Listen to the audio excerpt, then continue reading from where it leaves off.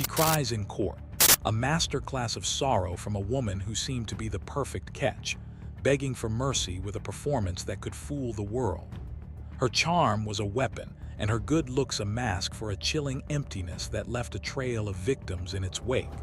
A secret life of pure predatory evil. But it wasn't the damning video from her phone that would expose the truth. It was a silent scientific story told by the blood she left behind that would play out for the jury and seal her fate forever. How much is a helping hand worth? For a person with a good heart, the answer is everything. A moral imperative to stop for someone stranded in the dark. A simple act of human decency offered without a second thought. But for the monster waiting on the side of that desolate mountain road, that kindness was merely an invitation, a weakness to be exploited with absolute cruelty. The price for Christopher Campbell's compassion would be his life, a currency paid in blood to a woman who possessed a soul as cold and barren as the winter landscape around them.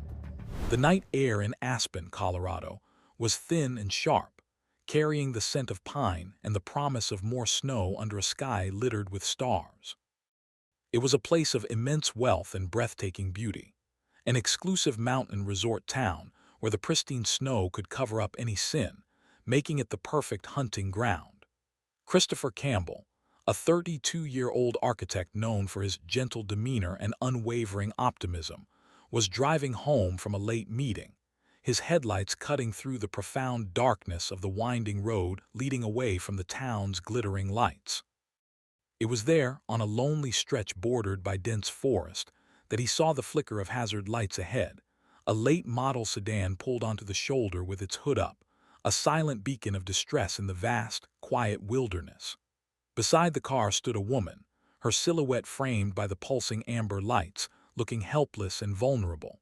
This was Penelope Robertson, a woman whose beauty was as striking as it was disarming, a tool she had honed into a weapon of terrifying efficiency.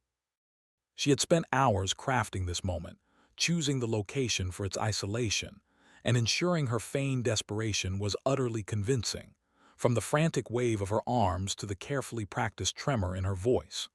To Christopher, she was simply a stranger in need, and without hesitation, he pulled his car over, the embodiment of the very decency Penelope counted on, the very quality she held in such deep contempt. He stepped out into the frigid air, his warm breath plumbing in front of him, and offered a reassuring smile that was met with a look of immense relief from Penelope. She explained her situation with a story that was both plausible and pathetic, a tale of a dead battery and a dead cell phone, a perfect storm of misfortune designed to lull him into a state of comfortable security. Christopher, ever the gentleman, immediately offered to help, retrieving a set of jumper cables from his trunk, while Penelope chattered aimlessly, her voice a pleasant melody against the backdrop of the whispering pines. He never saw the heavy steel tire iron she had carefully placed on the ground next to her front wheel, hidden in the shadows until the precise moment she needed it. As Christopher leaned over the engine of her car, his attention focused on connecting the clamps, Penelope moved with a predator's swiftness, her charming facade melting away to reveal the vacuous evil beneath.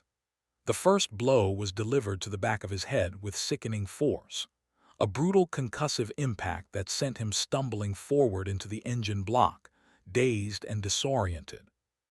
There was no rage in her actions, no explosive anger, only a cold, methodical purpose as she struck him again and again. Each blow a calculated act of destruction. His pleas for mercy were met with a blank, almost bored expression, the sounds of his suffering seemingly having no effect on the woman standing over him. The final fatal strike was delivered with a chilling finality, and as Christopher Campbell's life ebbed away onto the cold asphalt, Penelope Robertson felt nothing but a flicker of satisfaction, the quiet thrill of complete and total control. She worked quickly then, her movements efficient and practiced as she dragged his body from the road and into the dense woods, concealing him beneath a blanket of freshly fallen snow. She wiped the tire iron clean, retrieved the few hundred from his wallet, and took his watch as a small personal trophy of her successful hunt. She then closed the hood of her car, started the engine, which had never been dead at all, and drove away, leaving behind a silence that was deeper and more profound than before, a sacred quiet now violated by an act of unimaginable evil. The town of Aspen would wake up the next morning to news of a missing person, a beloved local man who had vanished on his way home, leaving behind a family and a community who couldn't fathom such a thing happening in their idyllic paradise. They didn't know that the monster responsible was already miles away, driving through the picturesque Colorado landscape with the windows down, humming along to the radio without a care in the world.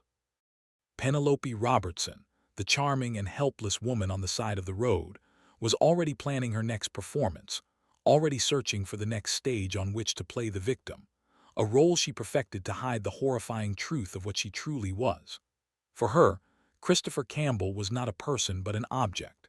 His kindness not a virtue, but a fatal flaw, and his death was nothing more than a brief, satisfying interlude in her long and terrifying career of deception.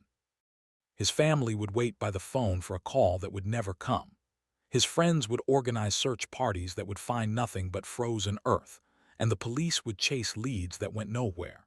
The initial investigation stalled almost immediately with no witnesses and no apparent motive for what looked like a random disappearance in a town where violent crime was a statistical anomaly.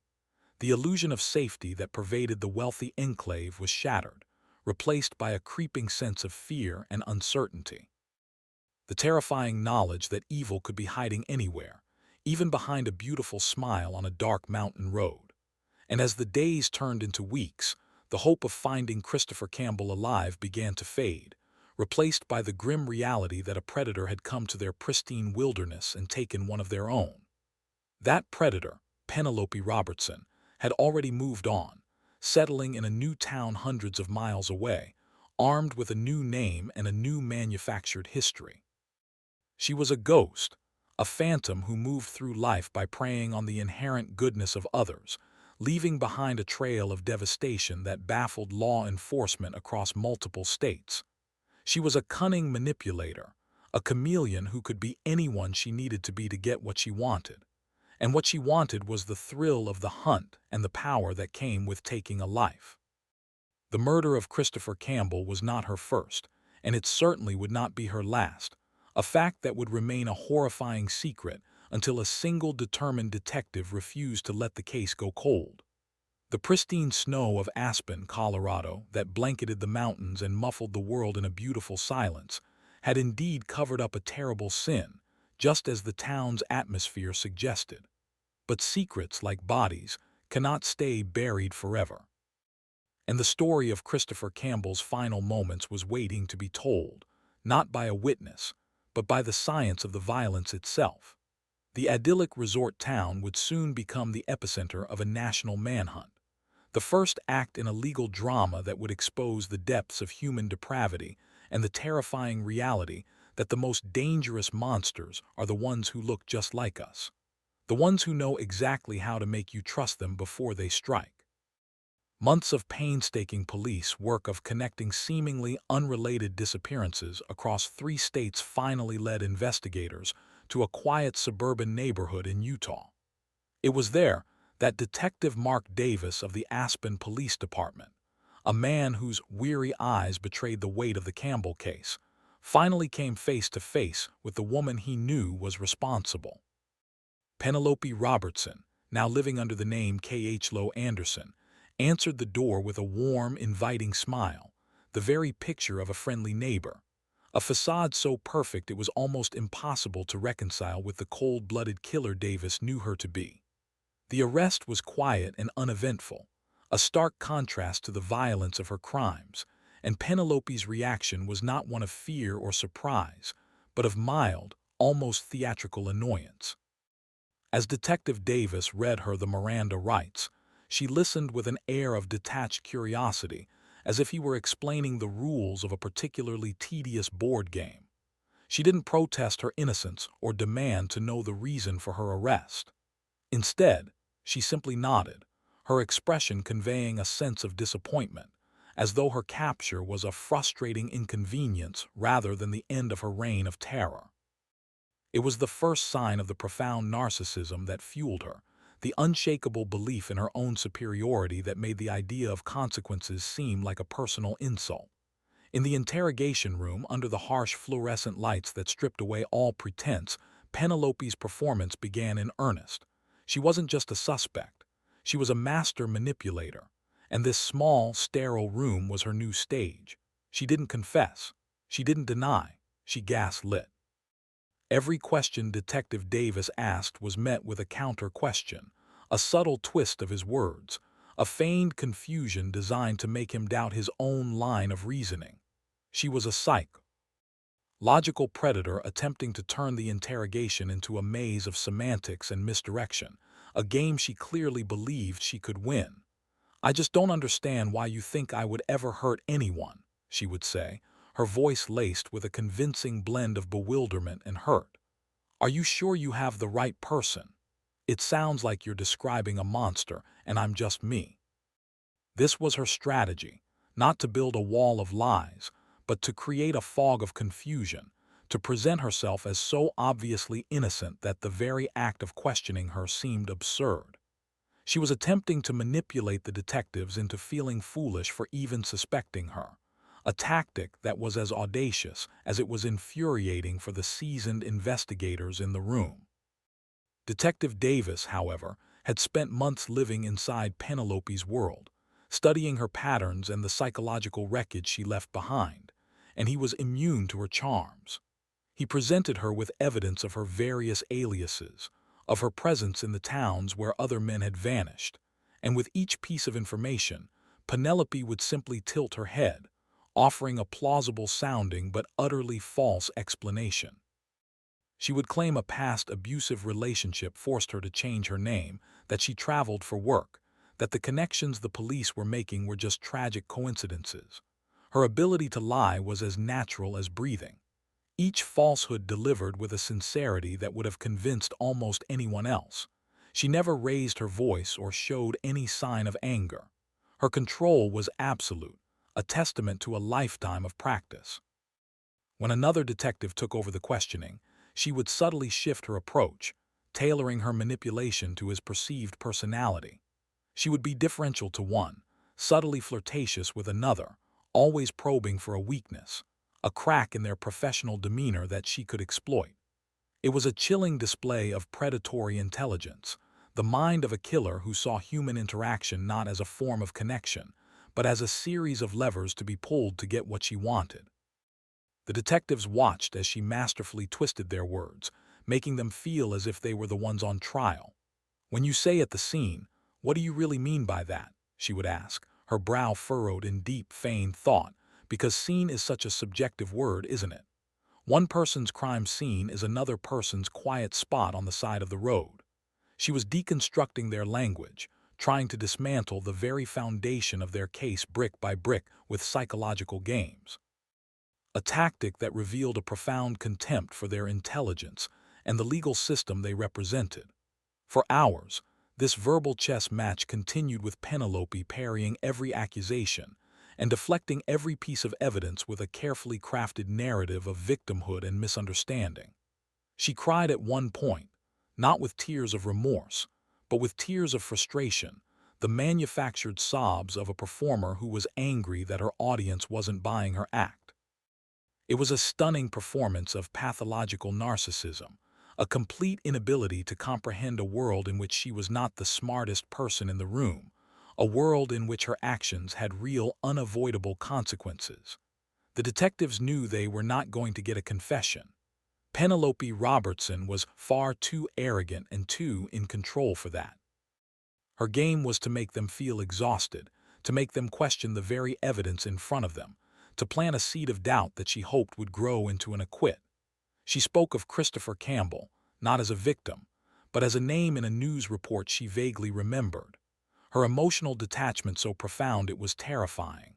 There was no flicker of recognition, no hint of guilt, just the calm, steady gaze of a predator who had successfully compartmentalized her kill and moved on. The absence of a soul was palpable in that room, a cold void that no amount of questioning could ever hope to fill.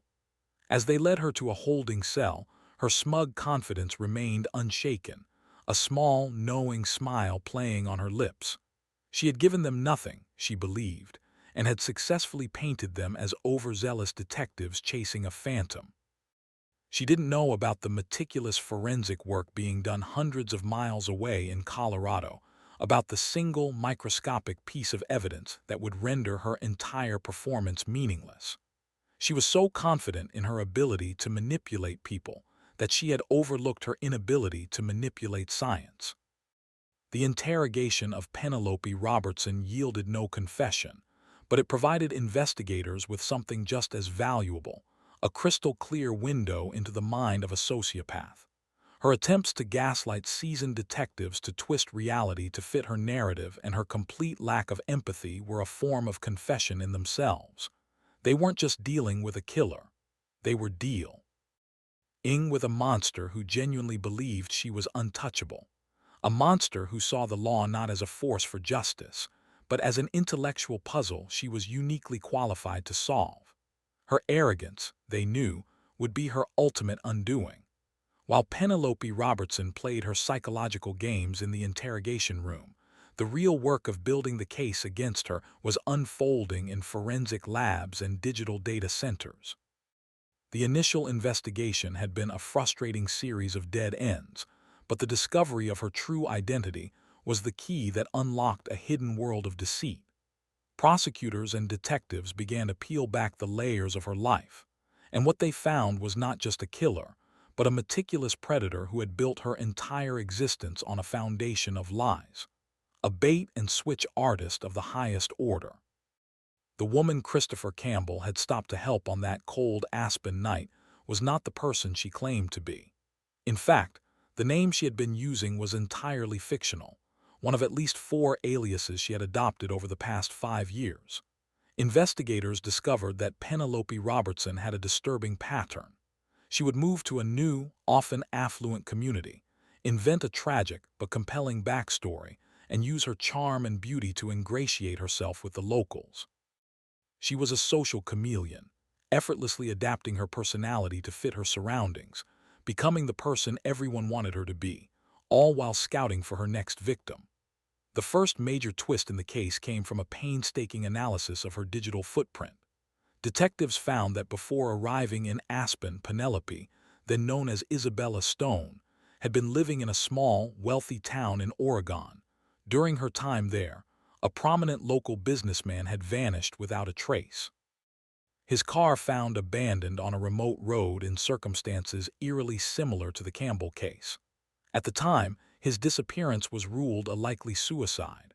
But now, armed with the knowledge of Penelope's methods, police reopened the case, viewing it through a new and terrifying lens.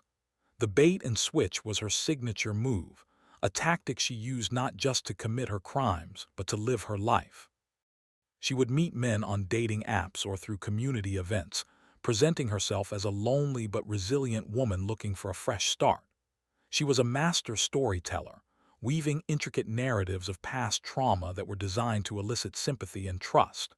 She lured her victims into a false sense of security, building what they believed was a genuine connection, all while she was methodically planning their demise. The investigation in Aspen revealed the depth of her deception.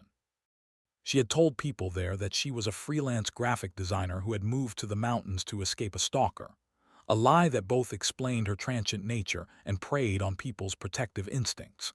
She had created fake social media profiles to support her story, complete with photos of a life she had never lived and friends who did not exist. She was not just a liar. She was the architect of a completely fabricated reality, a world she controlled with absolute precision. This discovery sent a shock wave through the communities she had touched. People who had known her, who had considered her a friend, were forced to confront the horrifying reality that they had welcomed a monster into their homes. They replayed conversations in their minds, searching for a sign, a flicker of the evil that lay beneath her polished surface, but found nothing. Penelope's mask was flawless, her performance so convincing that it left no room for doubt, a chilling testament to her predatory skill. The prosecution's case grew stronger with each new lie they uncovered. They found evidence that she had used the Oregon victim's credit cards for months after his disappearance, carefully making small purchases to avoid detection. They discovered she had sold his car to an unsuspecting buyer in a neighboring state, using forged documents to complete the sale. She was not just a killer. She was a parasite, feeding off the lives of the people she destroyed, erasing them, and then absorbing their assets to fund her continued deception. This pattern of calculated fraud provided prosecutors with a powerful motive that went beyond simple sadism. Penelope Robertson killed for convenience and profit, viewing her victims as resources to be exploited and then discarded. Her charm was the bait. The fine vulnerability was the trap. And the murder was simply the final business transaction.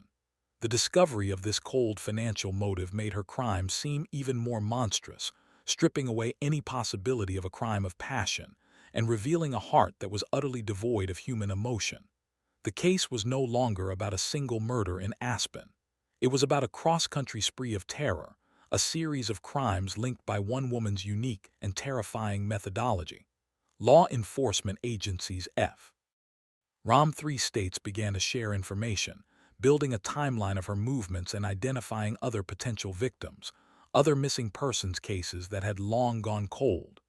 Penelope Robertson, the woman who believed she was a ghost, was finally taking shape, her shadowy past coming into sharp, horrifying focus.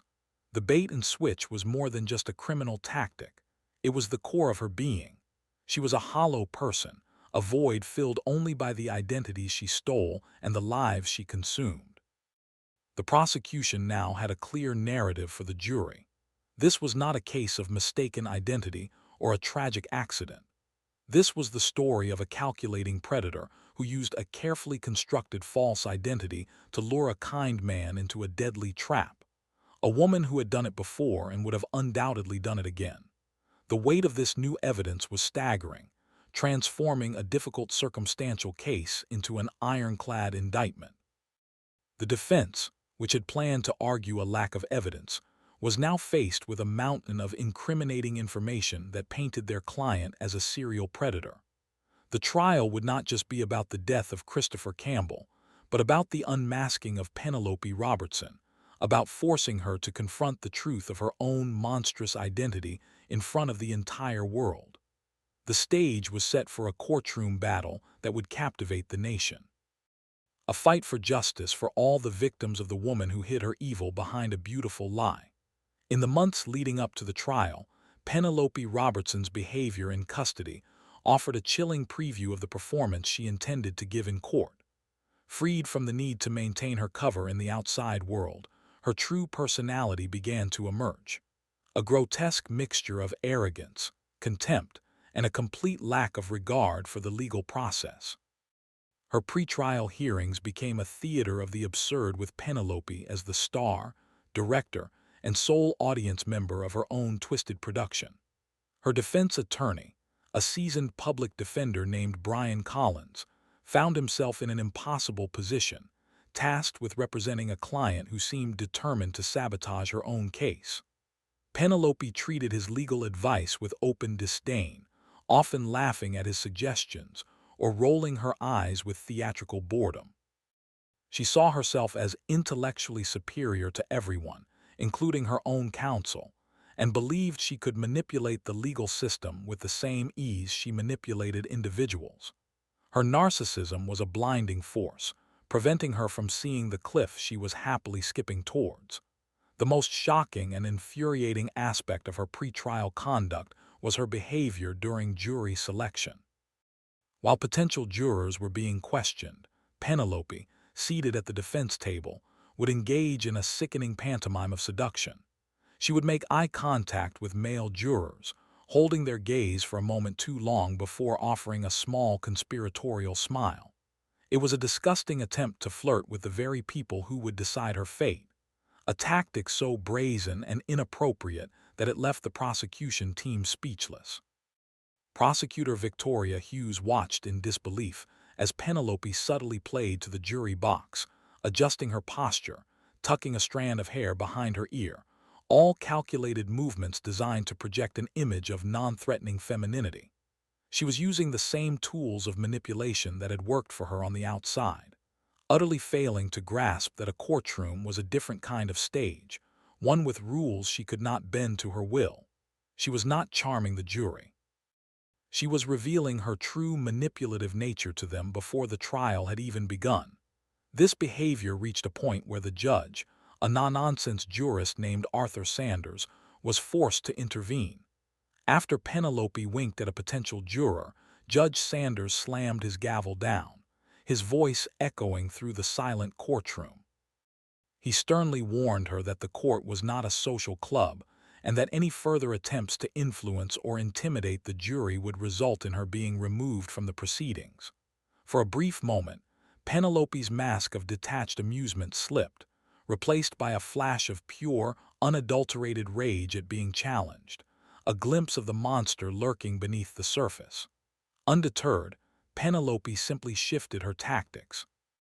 She began to treat the proceedings as a source of entertainment, whispering jokes to her lawyer during witness testimony, and occasionally letting out a soft, inappropriate chuckle.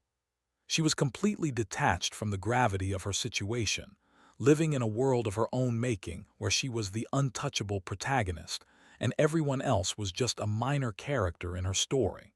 Her lack of remorse was not just an absence of guilt. It was an active, aggressive display of contempt for the victim, his family, and the entire judicial system. Her interactions with Brian Collins grew increasingly hostile as he tried to impress upon her the damage she was doing. She saw his warnings not as helpful advice, but as a sign of his weakness and incompetence. In her mind, his by-the-book legal strategy was boring and unimaginative. She believed a more daring theatrical approach was needed, one that she, of course, was uniquely qualified to orchestrate. This belief would later lead to the disastrous decision to testify in her own defense, a move born of pure, unadulterated hubris. The prosecution team meticulously documented every instance of her inappropriate behavior, every smirk, every whispered comment, every flirtatious glance. Victoria Hughes knew that this pattern of conduct was a powerful piece of evidence in itself, a living demonstration of the defendant's character. She planned to argue that Penelope's behavior in court was not an anomaly, but a continuation of her lifelong pattern of manipulation, proof that she was incapable of genuine emotion or remorse. For the family of Christopher Campbell, attending these pretrial hearings was an exercise in pure torture. They were forced to sit just a few feet away from the woman who had murdered their son and watch as she treated the process of justice as a personal joke. Her complete lack of humanity was a fresh assault on their grief, a daily reminder that the person who had stolen their beloved Christopher was not just a killer, but a sociopath of the highest order. They watched her flirt and smile and felt a profound sense of sickness at the evil that resided within her. Penelope's performance was not an act of desperation or fear. It was an act of supreme confidence. She genuinely believed she could charm her way to an acquit, that her force of personality could override forensic evidence and eyewitness testimony. She was a predator who had always relied on her ability to deceive, and she saw no reason why a courtroom should be any different from a lonely road in the mountains. She was dangerously mistaken, and her arrogance was forging the chains that would ultimately bind her. The pretrial phase, which is typically a dry, procedural affair, was transformed by Penelope into a spectacle of her own making.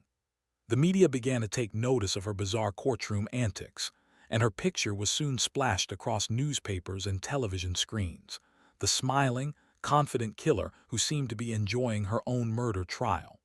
The public was both fascinated and repulsed by her, unable to look away from the train wreck of her own making. Brian Collins would leave the courthouse each day with a deep sense of dread, knowing that his client was her own worst enemy. He had tried to reason with her to make her understand the impression she was making, but it was like trying to explain color to a person born blind. Penelope Robertson did not operate on the same emotional or logical plane as the rest of humanity. She was a law unto herself, and her impending collision with the real world's justice system was going to be nothing short of catastrophic. The first day of the trial of Penelope Robertson was a media spectacle with news vans lining the streets outside the Aspen courthouse and a gallery packed with curious locals and national journalists. The air in the courtroom was thick with anticipation, a heavy silence that was broken only by the shuffling of papers and the nervous coughs of the spectators. At the center of it all sat Penelope, looking calm and composed, dressed in a conservative but stylish outfit, her expression one of mild interest, as if she were attending a play rather than her own murder trial.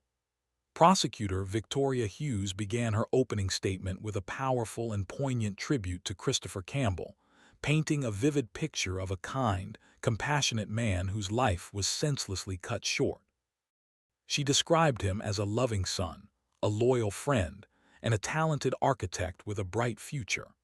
A man whose only mistake was stopping to help a stranger in need. She wanted the jury to understand the magnitude of the loss, to feel the profound void left by his absence before she introduced them to the person responsible for it. The trial proceeded with the prosecution calling its initial witnesses law enforcement officers, who detailed the discovery of Christopher's body and the painstaking investigation that followed. Through it all, Penelope remained unnervingly still, her face a mask of polite neutrality. She would occasionally jot down a note or whisper something to her attorney, Brian Collins, who looked increasingly stressed as the day wore on.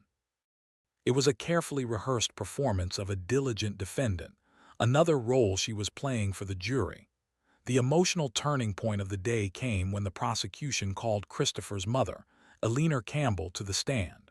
A woman of immense grace and dignity, she walked slowly to the witness box, her face etched with a grief that was almost too painful to look at.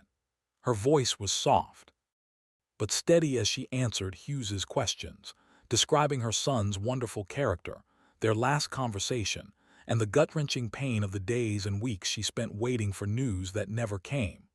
The courtroom was completely silent, every person present captivated by her heartbreaking testimony. Jurors dabbed at their eyes with tissues, and even the stern-faced judge, Arthur Sanders, seemed to be moved by her quiet strength. It was a moment of profound shared humanity, a collective mourning for a life taken too soon. And it was in this moment of raw, universal emotion that Penelope Robertson chose to reveal the true extent of her monstrosity.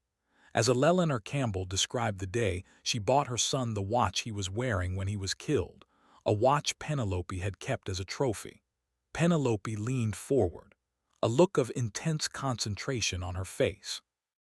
Her lawyer, Brian Collins, sensing danger, placed a restraining hand on her arm, but she shook it off against his frantic whispered advice. She pushed her chair back, stood up, and faced the witness box, her voice cutting through the sacred silence of the courtroom. "Mrs. Campbell," Penelope said, her tone dripping with a grotesque, feigned sympathy, "I have just one question for you. Did you ever consider that if you had raised a son who wasn't so naive, he might still be alive today?" The question hung in the air like a poisonous gas, a stunning act of cruelty that sucked all the oxygen out of the room. It was a moment of pure, unadulterated evil, a direct, taunting attack on a grieving mother designed to inflict the maximum possible pain. A collective gasp went through the gallery, followed by a wave of angry murmurs. Eleanor Campbell stared at Penelope, her face a mixture of shock and utter disbelief, too stunned to even speak. Victoria Hughes shot up from her seat, shouting, "Objection!" her voice filled with outrage, while Brian Collins buried his face in his hands, the picture of defeat. The judge's gavel came down with a thunderous crack, his face a mask of cold fury as he ordered the jury to be removed from the courtroom. The chaos that erupted was immediate. Judge Sanders began berating Penelope, his voice booming with a righteous anger rarely seen from the bench, calling her actions despicable and a disgrace to the court. Penelope simply stood there, a small, triumphant smirk on her face, reveling in the turmoil she had created. She had shown the world who she was, not with a confession, but with a single monstrous question, an act of psychological violence that was more damning than any piece of forensic evidence. For the jury, who had been ushered out before the judge's tirade, the damage was already done. They had witnessed an act of unimaginable cruelty, a defendant who not only lacked remorse, but seemed to take sadistic pleasure in tormenting the family of the man she had killed. Penelope's calculated question, designed to shift blame onto the victim and his mother, had backfired spectacularly. It was no longer just a trial about a murder. It was a trial about the nature of evil itself, and the jury had just been given a front-row seat. The incident set the tone for the rest of the trial.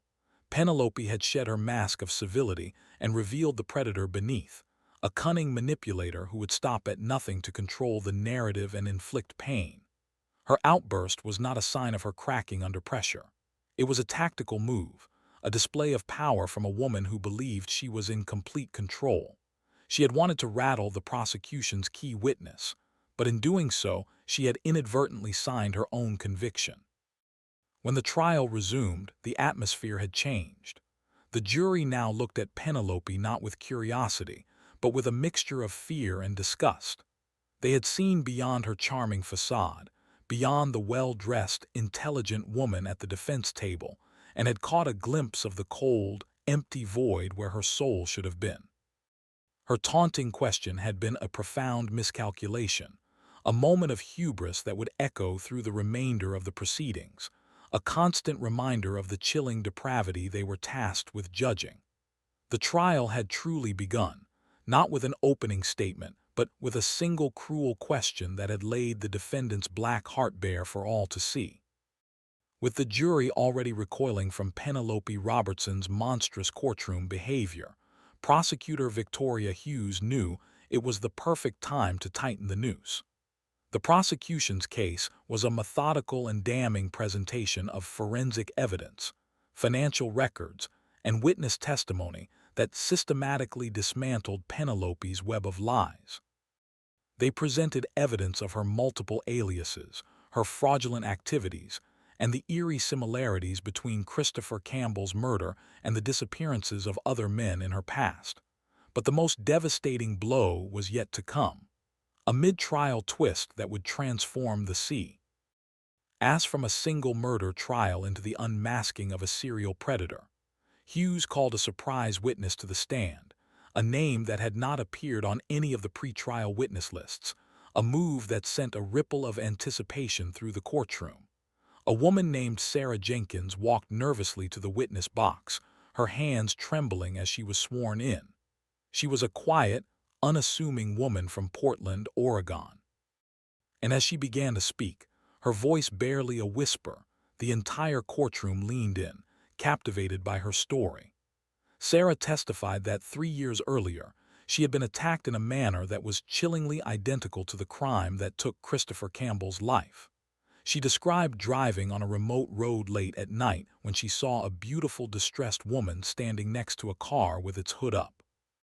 This woman, who she identified in the courtroom as Penelope Robertson, had told her a story of a dead battery and a dead cell phone.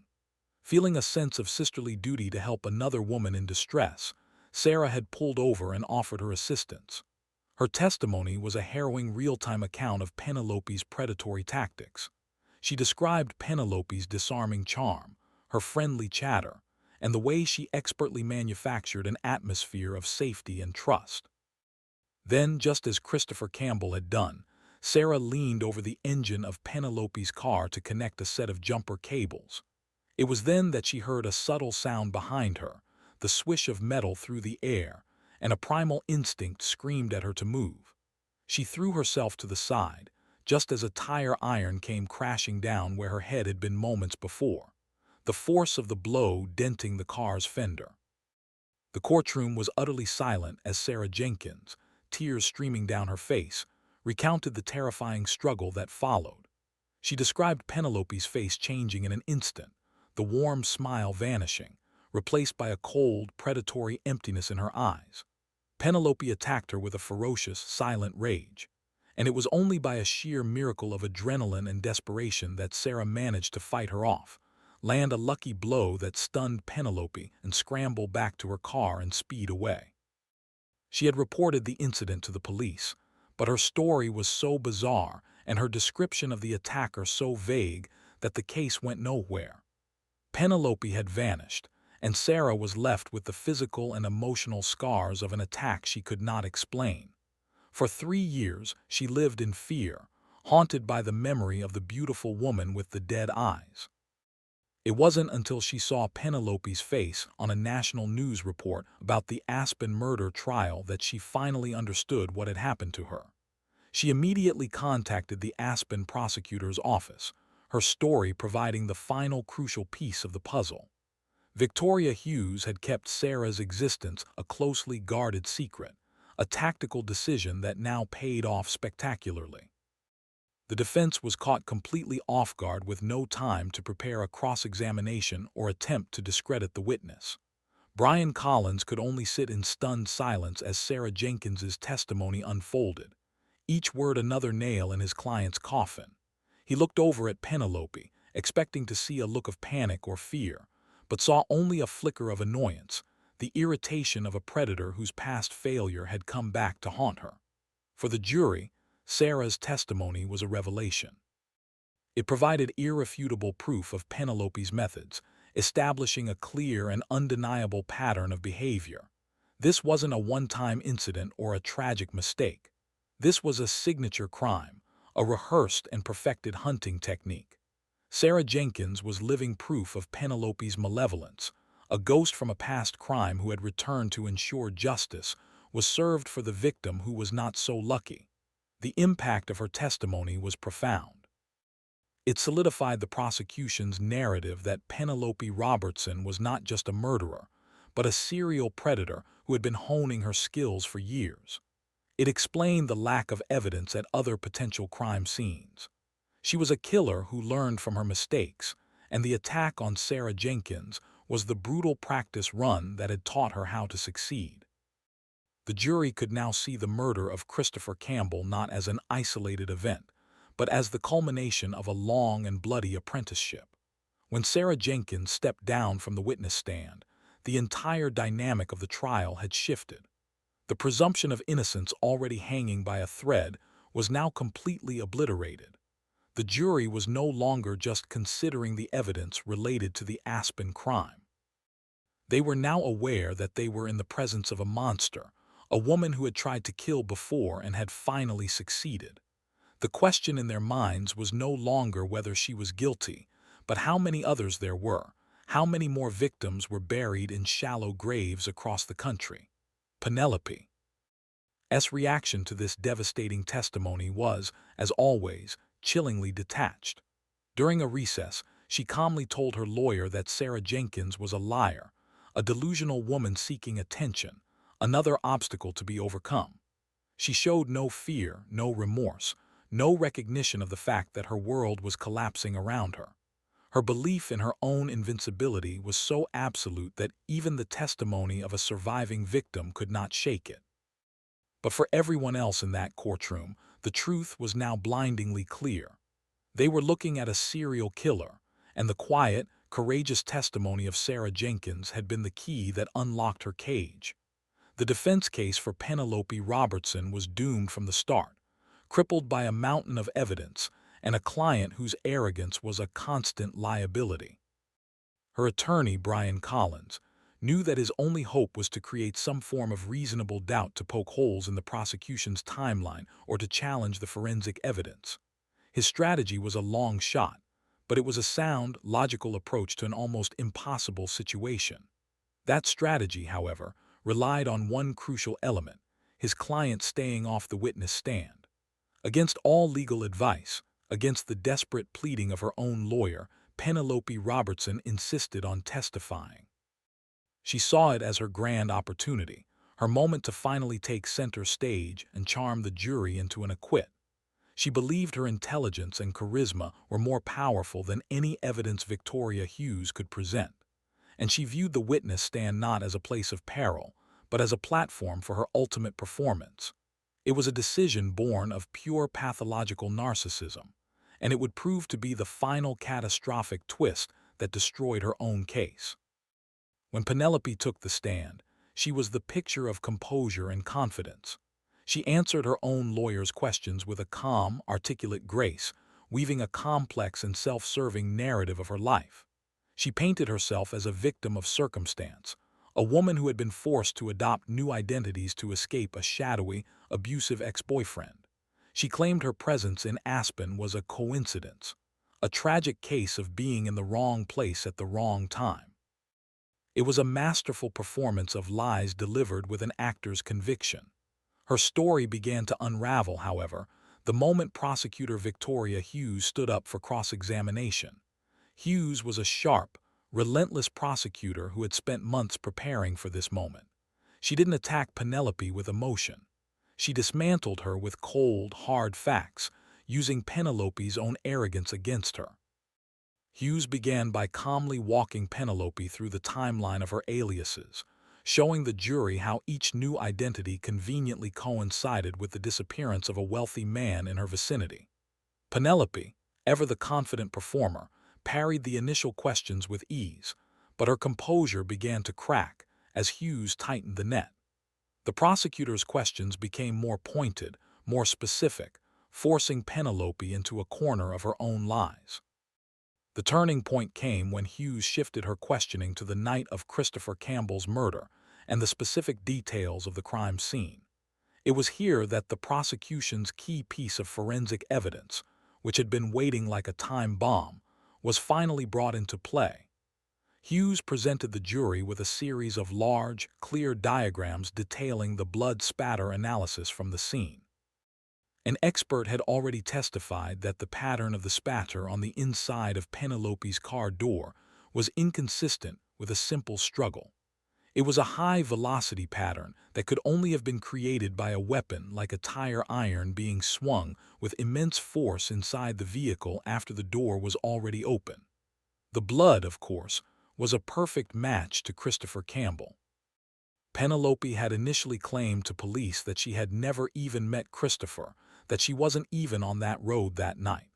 But on the stand, under her lawyer's questioning, she had changed her story, admitting she was there, but claiming she had been the victim of an attempted carjacking by an unknown assailant, and that Christopher had been tragically caught in the middle. Now Hughes used the blood spatter evidence to trap her. "Robertson," Hughes asked calmly, "if the attacker was outside the car and you were inside, how did Mr. Campbell's blood end up in a high-velocity pattern on the inside of your driver's side door?" For the first time, Penelope hesitated. Her mind, usually so quick and agile, was racing to find a way out of the logical trap Hughes had set. She stammered, offering a convoluted explanation about a chaotic struggle about doors opening and closing. But her story was weak and unbelievable. The scientific evidence was irrefutable, and it directly contradicted the narrative she had just spent an hour carefully constructing. The jury watched, their faces grim as defendant's lies collapsed under the weight of scientific truth. Hughes pressed her advantage, her voice sharp and accusatory. "Isn't it true, Miss Robertson, that the only way that blood spatter pattern could exist is if you were the one standing outside the open door, swinging the weapon that killed Christopher Campbell?" Penelope's face, once so calm and controlled, was now a mask of fury. Her eyes, which had previously held a flirtatious sparkle, were now cold and hard with hatred. The mask was slipping and the monster was coming out. "You can't prove that," Penelope snapped, her voice rising with anger. It was a fatal mistake. Her outburst was a de facto confession, a moment of raw, defensive fury from a cornered animal.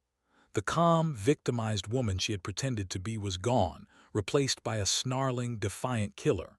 She had lost control, and in that single moment of uncontrolled rage, she had lost the trial. The cross-examination was a masterclass in legal destruction. Hughes used Penelope's own words, her own transparent lies, to paint a picture of a manipulative, arrogant killer who believed she was smart enough to outwit the entire legal system.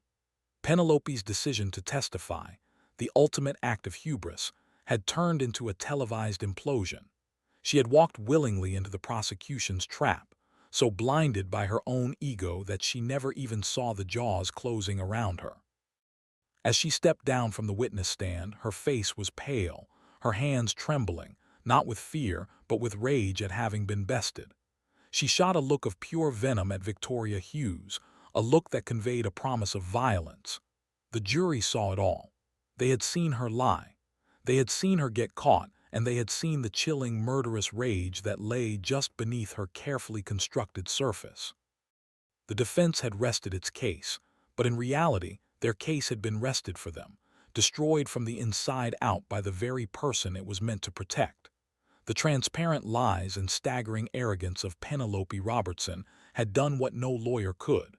They had proven her guilt beyond any doubt. The trial moved into its final stages with the closing arguments, a last chance for both sides to frame the narrative for the jury. Brian Collins, looking weary and defeated, delivered a perfunctory closing, doing his best to salvage what little was left of his case, but his words lacked conviction. He knew, as did everyone in the courtroom, that the trial was effectively over. The real climax of the day would be Victoria Hughes's closing argument and the defendant's reaction to it. Victoria Hughes stood before the jury, not as a lawyer, but as a storyteller, her voice filled with a quiet, controlled passion. She walked them back through the entire sordid tale of Penelope Robertson's life of deceit, from the calculated charm to the cold-blooded violence. She reminded them of the lies, the manipulation, and the damning testimony of the woman who had survived, painting a portrait of a predator who was as patient as she was ruthless. But it was when she began to speak of Christopher Campbell's final moments that the emotional weight of the trial reached its breaking point. Hughes' voice grew soft, almost a whisper, as she described the brutal, senseless nature of his death. She spoke of his kindness, his trust, and how Penelope had used those very qualities against him, turning his own decency into a weapon for his destruction. She described the cold, methodical nature of the attack, the work of a killer devoid of empathy or human feeling. Several jurors were openly weeping, their faces a mixture of sorrow and revulsion, the full horror of the crime settling upon them with crushing finality. The courtroom was a cathedral of grief. Every person in the room united in a shared sense of loss and outrage.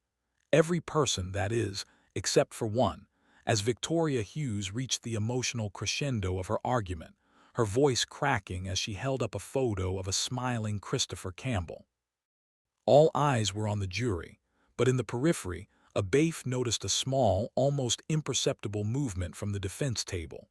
He watched in disbelief as Penelope Robertson, the woman on trial for this horrific murder, brought a hand to her mouth to cover a large, ostentatious yawn. It was an act of such profound and staggering contempt that it seemed to defy comprehension. In the middle of the most heart-wrenching moment of the trial, as the prosecutor gave voice to the victim's stolen future, Penelope was bored. She followed the yawn by rolling her eyes with theatrical impatience, and then, in a final gesture of utter disrespect, she glanced down at her watch as if she had somewhere more important to be. It was a silent, venomous statement, a declaration that the life of Christopher Campbell and the grief of his family meant absolutely nothing to her. A ripple of shock and disgust went through the gallery as people began to notice her behavior. A quiet gasp was heard from the row where the Campbell family sat, another dagger in their already shattered hearts. Victoria Hughes paused her closing argument, her eyes locking onto Penelope, her expression one of cold, righteous fury. The moment stretched into a long, heavy silence broken only by the sound of a juror's sob. The jury, every single one of them, was now staring directly at Penelope, their faces masks of cold, hard judgment. This was the true breaking point, the moment that stripped away any last lingering shred of doubt. It was more powerful than the blood spatter analysis, more damning than the testimony of the surviving victim. This was a direct window into the soul of the defendant, and what the jury saw was a black, empty void. Her yawn of contempt was a confession of character, an admission of a soul so rotted with narcissism that it was incapable of feeling anything for another human being. It was the ultimate act of self-incrimination, a performance of pure evil that she couldn't resist. In that moment, Penelope Robertson ceased to be a defendant in the eyes of the jury. She became a monster. Her boredom was more terrifying than any act of rage, her indifference more chilling than any confession of guilt. She had shown them that she was not just a killer, but a creature fundamentally different from the rest of humanity, a predator who looked upon her prey with nothing more than detached annoyance. She was not just guilty of murder. She was guilty of a crime against human decency itself. The rest of the closing argument was a formality. Hughes had already won. Penelope's small, arrogant gestures had spoken more loudly and more convincingly than any lawyer could. She had, in her boundless arrogance, provided the final irrefutable piece of evidence against herself. As Hughes concluded her statement and returned to her seat, she didn't look at the jury. She looked at Penelope, who simply stared back, a faint, condescending smile on her lips, completely oblivious to the fact that she had just sealed her own fate with a yawn. The breaking point had been reached, not with a shout, but with a quiet, insolent gesture that revealed the true face of a monster. The jury's deliberation was remarkably swift. After weeks of testimony, it took them less than 2 hours to reach a unanimous verdict. The courtroom was packed once again, the air electric with a tension that was almost unbearable. Penelope Robertson was led to her seat, a confident, almost smug look on her face, a chilling testament to her complete detachment from reality. She still believed she could win, still believed her performance had been convincing. She was about to be proven catastrophically wrong. The foreman, a middle-aged man with a grim, determined expression, handed the verdict slip to the bailiff, who passed it to the judge. Judge Sanders unfolded the paper, his face unreadable, and then handed it back to the foreman to be read aloud. The foreman cleared his throat, his voice steady and clear as he pronounced the word that everyone except Penelope knew was coming: guilty. A wave of relief and emotional release washed over the courtroom as quiet sobs of gratitude came from the Campbell family's row. But the story was not over. In the days between the verdict and the sentencing hearing, as Penelope sat in a county jail cell, her arrogance finally began to give way to a different kind of performance. Believing she could still manipulate the system, she began to talk. She saw a potential deal, a way to avoid the harshest possible sentence by offering up something she believed the authorities wanted more than anything: answers. And in her desire to control her own fate, she would provide the final horrifying revelation of the trial.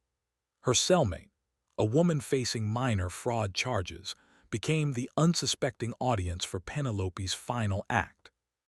Over the course of several days, Penelope, consumed by a need to brag about her own cleverness, began to drop hints about her other crimes. She saw her cellmate not as a person, but as a tool, someone she could use to pass information to the prosecution in exchange for a lighter sentence. She started to talk about her travels, about the men who had wronged her, about the ones who had simply disappeared. The cellmate, initially terrified, soon realized the importance of what she was hearing. She contacted her lawyer, who in turn contacted Victoria Hughes's office. A plan was put into motion.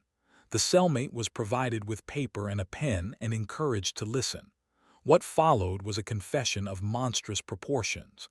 Penelope and her boundless ego didn't just talk about her crimes.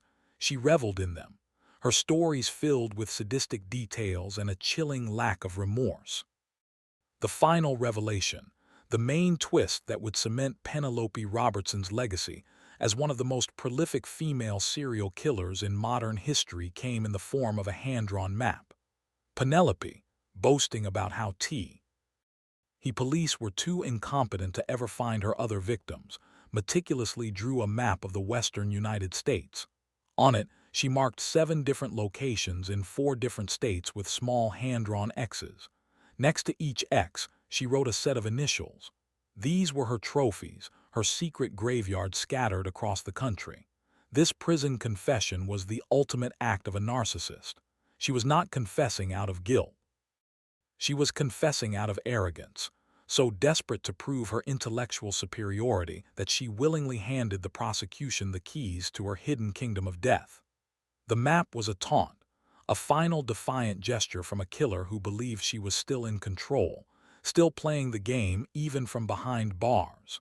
The map was immediately turned over to the authorities, and a multi-state investigation was launched. Within days, the first body was found exactly where Penelope's map indicated, in a shallow grave in the high desert of Nevada. It was a man who had been reported missing 2 years earlier. Soon, another was found in a remote forest in Washington state. The initials matched, the timelines fit, and the horrifying truth became undeniable. Penelope Robertson was not just a murderer. She was a monster who had been hunting and killing for years. This final revelation was presented to the court during her sentencing hearing. Victoria Hughes, her voice heavy with the weight of this new knowledge, detailed the discovery of the other victims, turning a hearing about one murder into a memorial for many. The hand-drawn map was displayed on a large screen for the entire courtroom to see. A crude, childish drawing that represented an unimaginable amount of pain and loss. It was the ultimate trophy of a killer now transformed into the ultimate proof of her depravity.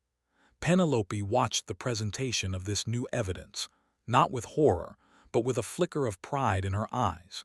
She had wanted to prove how smart she was, and in her twisted mind, she had succeeded. She had shown them all that she was the master of a game they didn't even know was being played. She had no comprehension of the fact that her confession was not a sign of her power, but the final desperate act of a pathetic and hollow soul, a monster so consumed by her own ego that she would rather be known as a prolific killer than be forgotten. The final piece of the puzzle had been put in place not by the police, but by the killer herself. A final horrifying gift from a mind that was a perfect abyss of evil. The sentencing hearing for Penelope Robertson was a somber procedural affair that was transformed into a moment of raw, unvarnished justice by the fury of the man presiding over it. Judge Arthur Sanders, who had maintained a stoic, impartial demeanor throughout the trial, had clearly been pushed to his limit by the defendant's relentless cruelty and the final horrifying revelation of her serial murders. As Penelope was brought into the courtroom for the last time, the judge's eyes were fixed on her, his expression a mask of cold, controlled rage. The victim impact statements were a final, heartbreaking tribute to the lives Penelope had destroyed. Eleanor Campbell spoke not of hatred, but of the profound, unending emptiness her son's murder had left behind. The families of the newly discovered victims flown in from across the country spoke through tears of their years of uncertainty, of the pain of not knowing, a pain that had now been replaced by the horror of the truth. Through it all, Penelope sat impassively, her face a blank canvas, her emotional detachment as profound as ever. When it was time for the judge to deliver the sentence, he did not simply read from a prepared statement. He removed his glasses, leaned forward over the bench, and spoke directly to Penelope, his voice low and menacing, a departure from judicial protocol that stunned the courtroom into silence. He told her that in his 30 years on the bench, he had seen evil in many forms, but that she represented something unique, a complete and total absence of humanity, a void of soul so absolute it was terrifying. He did not raise his voice, but the power of his words filled the room. He condemned her not just for her crimes, but for her character, for the sadistic pleasure she took in inflicting pain, for the arrogant contempt she had shown for the law, for human life, and for the grieving families in his courtroom. It was a blistering, righteous condemnation from a man who had seen the absolute worst of humanity and had been pushed past the point of judicial restraint. He was no longer just a judge. He was the voice of a society that was casting out a monster. As he spoke, Penelope's calm facade finally began to crack.